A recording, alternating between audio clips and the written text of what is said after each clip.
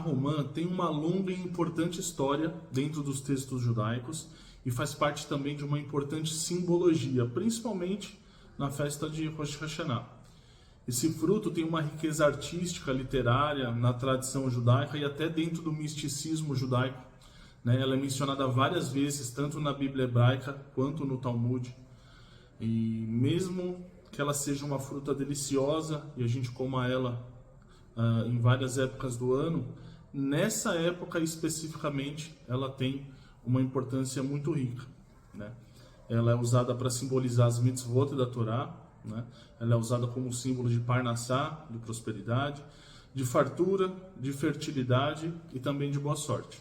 Em Rosh Hashanah, elas são ainda mais simbólicas, representando os desejos de que a gente tenha um próximo ano bom e doce, né? Que todas as famílias judaicas tenham um ano bom e doce. Então eu vou elencar para vocês aqui agora algumas simbologias importantes, né? Algumas analogias também importantes que denotam essa importância dessa simbologia da romã, principalmente nessa época, mas não só nessa época, tá?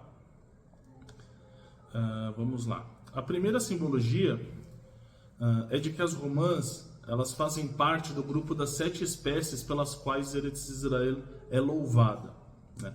No episódio dos espias, que vocês devem conhecer, os 12 cabeças, que eram ali os representantes das 12 tribos de Israel, eles retornaram ao acampamento com 3 frutas: uvas, romãs e figos, né? Esses 3 frutos são parte dos frutos que fazem, que tem a característica, né, de serem abundantes em Israel, mas eles pertencem a um grupo maior, mencionado lá em Devarim 8, que fala assim: é uma terra que produz trigo, cevada, uvas, figos, romãs, azeite e mel, né? Esses frutos são muito abundantes na terra de Israel, então eles trazem aqui a representação da fartura, né? Mas vale lembrar uma coisa aqui, não falando da romã, mas falando do mel, que o mel citado aqui não é o mel de abelha comum, é o mel de tâmara, que é também uma fruta muito abundante em Israel, que também tem uma riqueza dentro da tradição judaica muito grande. O segundo ponto aqui é que, devido à importância da romã, muitos lugares de Israel recebem o nome desse fruto, né? Em hebraico nós chamamos a romã de rimon, né? Ou no plural, rimonim. Inclusive aqueles, não sei se vocês já viram nos rolos de Torá, né? Tem aqueles adornos, normalmente de prata ou de ouro, que tem os sininhos pendurados. Aquele par de enfeites do rolo de Torá nós chamamos de rimonim, que é uma referência a essa fruta, né? E isso o ano inteiro, em qualquer sinagoga, durante a leitura da Torá, você vai ver a Torá é cortejada e, né, normalmente as pessoas ali da sinagoga dançam com a Torá, e você vai ver sempre esses adornos pendurados.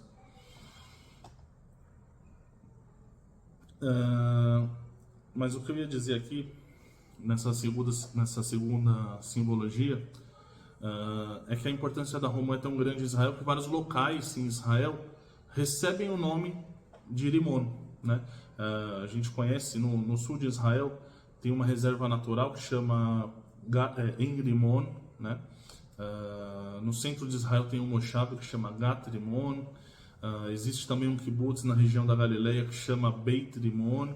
Esses são apenas alguns exemplos, né? Mas tem vários outros lugares, até marcas em Israel têm esse nome, comércios têm esse nome, né? A terceira simbologia aqui é que as romãs, elas podem também representar a beleza, né, no judaísmo. Em alguns textos da Bíblia hebraica, as romãs são usadas como uma metáfora para a beleza de uma mulher, né? Em Cânticos, por exemplo, né, Shlomo HaMelech, né, o rei Salomão, ele compara uma mulher apaixonada pelo marido, que nesse caso o marido é Deus, né, com os Bnei Israel, né? Diz assim: a tua testa por trás do teu véu brilha como uma romã. No Talmud, no tratado de Baba Metzia 84a, ele compara a beleza de uma pessoa, aqui no caso não é uma mulher, é um homem, né, o Rabino Yohanan, né, ele compara a beleza do Rabino Yohanan com uma romã. Então diz assim: aquele que deseja ver algo que se assemelhe à beleza do Rabino Yohanan deve trazer uma taça de prata nova e brilhante da forja e enchê-la com sementes de romãs vermelhas e colocar um diadema de rosas vermelhas na boca da taça e posicioná-la entre a luz do sol e a sombra. Esse brilho é uma semelhança da beleza do Rabino Yohanan. Então, aqui nós temos dois exemplos de como a tradição judaica e a própria Bíblia, né, ela faz essa analogia entre a beleza de um ser humano, tanto um homem quanto uma mulher, com a beleza da romã. A quarta simbologia é que as romãs representam as mitzvot da Torá, né? A analogia que corriqueiramente a gente faz, né, entre as sementes da romã e a quantidade de mitzvot da Torá, elas são baseadas no dito de um rabino talmúdico chamado Resh Lakish, que foi um dos primeiros a fazer essa conexão entre as sementes da romã e as mitzvot da Torá. Lá no Tratado de Sanedrim 37a do Talmud, ele diz, ele faz um comentário sobre o versículo de Cânticos 6:7. Ele diz assim: como um pedaço de romã, assim são as tuas faces entre os seus cabelos, né? O comentário do rabino, ele diz assim: até mesmo as pessoas vazias entre vocês estão cheias de mitzvot, quanto a romã está cheia de sementes. Então é uma analogia legal também, um significado da romã representar as mitzvot que a gente cumpre, né? A quinta simbologia é sobre as romãs que decoravam o templo. A figura da romã, ela estava presente na decoração do templo, conforme a gente vê lá no versículo de 1 Reis 7:42, que diz assim: e as 400 romãs para as duas redes, a saber, 2 carreiras de romãs para cada rede, né? Então, para cobrirem os 2 globos dos capitéis que estavam em cima das colunas. Então a gente vê aqui que a figura da romã, ela era usada na decoração do Beit HaMikdash, né? É uma prova que desde aquela época, né, não é uma tradição nova, é uma coisa que desde aquela época, na tradição judaica, a romã já era uma simbologia muito forte. Inclusive também tem uma outra passagem que fala que a romã era usada como enfeite na túnica do Kohen Gadol, né, do sumo sacerdote. Lá em Êxodo 28 diz assim: e nas suas bordas farás romãs de azul e de púrpura e de carmesim ao redor das suas bordas, e campainhas de ouro no meio delas ao redor. Uma campainha de ouro e uma romã, outra campainha de ouro e outra romã haverá nas bordas do manto ao redor. E estará sobre Arão quando ministrar, para que se ouça o seu sonido, quando entrar no santuário diante de Hashem e quando sair, para que não morra. Então você vê aqui essa passagem de Shemot, onde ele descreve as roupas, né, que deveriam ser usadas pelo Kohen Gadol, e a gente vê aqui mais uma vez a presença da romã, e essa roupa do Kohen Gadol, ela é uma coisa muito elevada dentro do judaísmo, porque a roupa com que ele entrava lá dentro do Santo dos Santos, né, onde ficava a Arca da Aliança. Então é uma simbologia de que a romã estava atrelada a assuntos de elevação espiritual muito grande. Inclusive, existe uma descoberta arqueológica em Israel, isso não é de agora, já faz bastante tempo, acho que foi em torno de 2010, 2011, por aí.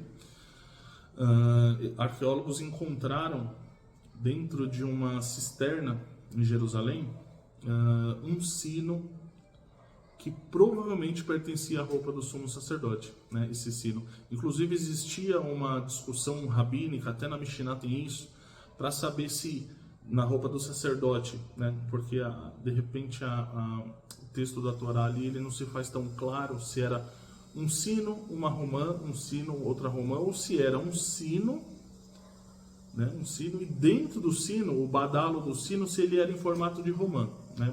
Muitas pessoas não entendem exatamente como isso era. Existe uma discussão na Mishnah sobre isso.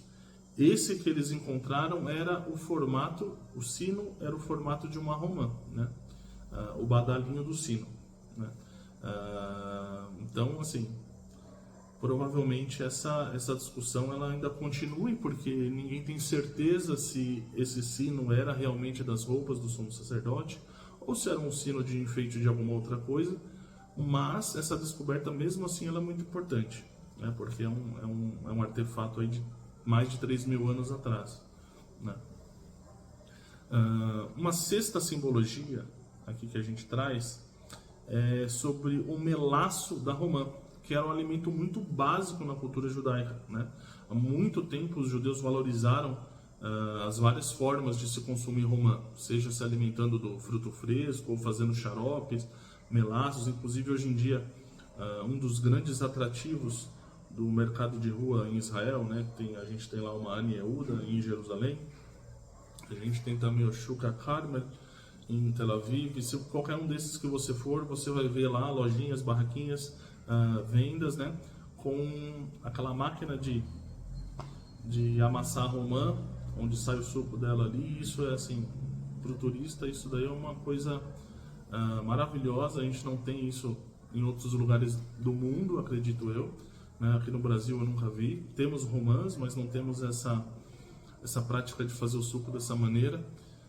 E muita gente lá vai experimentar, é muito gostoso. Eu tive a oportunidade de estar em Israel aí nos últimos 2 anos, tomei esse suco, é maravilhoso. Já faz parte da cultura, não só da cultura judaica, como da cultura ali de Israel, porque Israel é um país que tem muito turismo, né? Então já é praticamente uma tradição. A pessoa que vai para Israel já quer ir no mercado tomar esse suco de romã.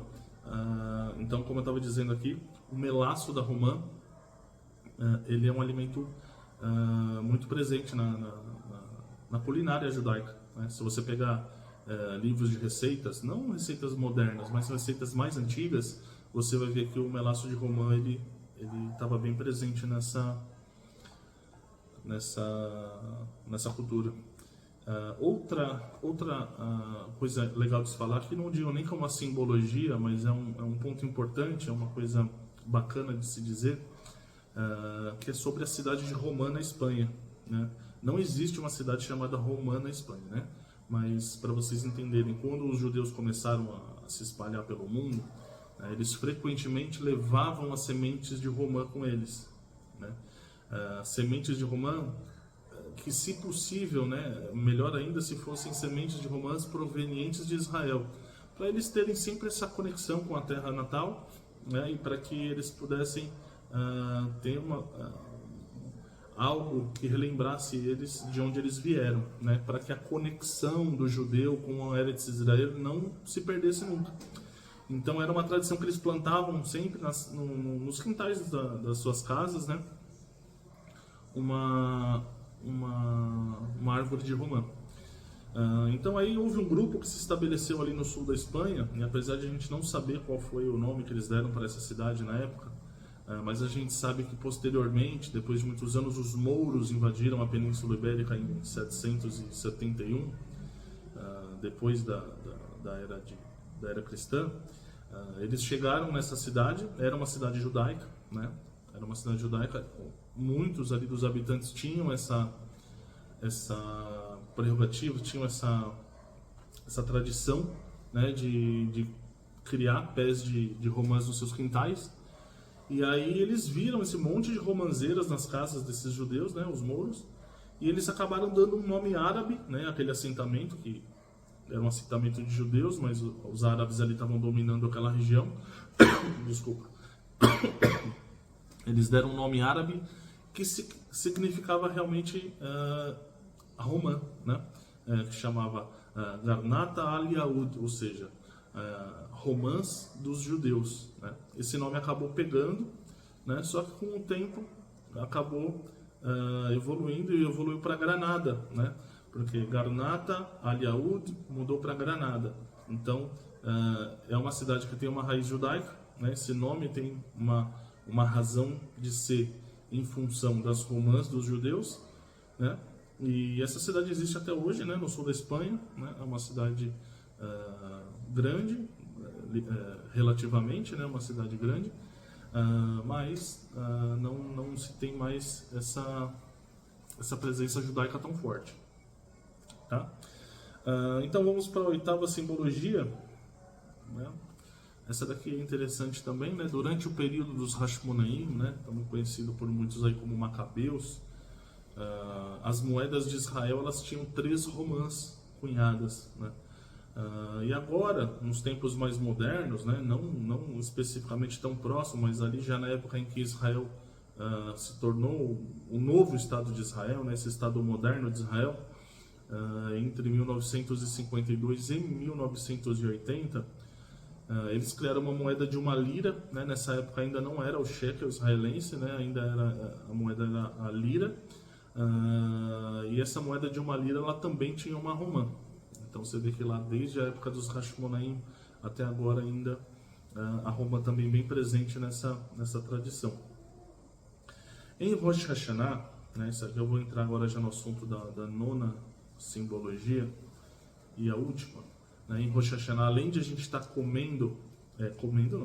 comemorando, né, o Yom Teruah, né, que é a festa das trombetas, onde as nossas almas elas entram aí num período de julgamento, para que lá na frente, em Yom Kippur, a gente tenha a promulgação dos decretos para um novo ano que vai se seguir. A gente também comemora um ano civil que se inicia, né? Apesar de o primeiro mês do calendário judaico ser Nissan, né, conforme é relatado na própria Torá, que é o mês da saída do Egito, é no mês de Tishrei, né, em Rosh Hashanah, que nós comemoramos a virada do ano civil. No nosso costume, nós acreditamos que foi nesse dia que Hashem criou a humanidade, né, a partir de Adão e Eva. Então, por todos esses significados de Rosh Hashanah, a romã nessa festa, né, por ser uma renovação do ano, ela vai representar também muitas coisas que nós desejamos para o ano seguinte, né? São realizações, brachot, sabedoria, mitzvot, renovação da esperança, né? E também a justiça. A justiça também é um fator muito importante, principalmente na sabedoria racídica, né? Se atribui muito à justiça, a simbologia da romã. Lá em Rosh Hashanah a gente vai citar 2 brachot que são especiais para a romã, né? A primeira delas diz assim: que seja da sua vontade Hashem, nosso Deus e Deus de nossos pais, que nossas mitzvot sejam tão numerosas quanto as sementes de uma romã. Em hebraico nós dizemos: Yehi ratzon lefanecha Adonai Eloheinu velo avotenu sheniye meleim karimon. E além dessa, tem alguns judeus também que essa entra mais para pessoas que não comem romã há pelo menos 30 dias, né? Então, judeus que não comem romã há muito tempo e comem só nessa época, ou porque não é abundante na região que eles moram, eles também fazem a bracha que a gente faz para novos frutos, né? Que diz: Bendito és tu, Hashem, nosso Deus, Rei do Universo, que nos manteve vivos e nos sustentou e nos trouxe até essa época. Em hebraico nós dizemos: Baruch atah Adonai Eloheinu melech haolam, sheheyanu ki yemanu ve'yigianu lesman hazeh. Então, você vê que em Rosh Hashanah a gente tem ainda brachotes especiais para o consumo da romã, por ser uma época em que essa simbologia está ainda mais aflorada. Tá bom, pessoal? Era isso que eu queria falar para vocês sobre a romã. Muita gente pergunta.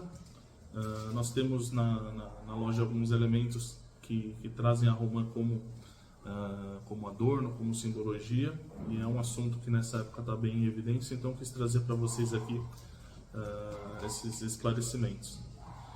Que o Eterno abençoe vocês e suas mishpahot, Beshem Yeshua HaMashiach. Shalom, shalom.